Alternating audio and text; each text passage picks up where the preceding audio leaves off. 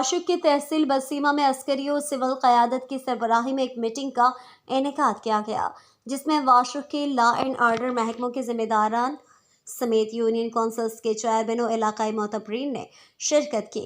इस मौके पर बॉर्डर ट्रेड की बंदिश और बसीमा समेत वाशुक भर के स्कूलों और सेहत के शोबों के मसाइल समेत दीगर मसाइल ज़र बहस रहे।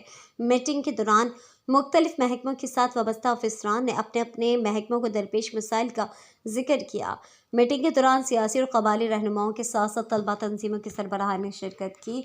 इस मौके पर मुकर्रिरीन ने कहा कि महदूद वसाइल को पुरकार लाकर अपने अपने महकमों के जरिए आवाम को रिलीफ देने की कोशिश कर रहे हैं, लेकिन बहुत सी जगहों पर हमें वसाइल की कमी के बायस शदीद मुश्किलात का सामना है। हम पाकिस्तान आर्मी, सिविल सोसाइटी और लोकल गवर्नमेंट की मदद से आवाम को दरपेश मसाइल पर काबू पा सकते हैं।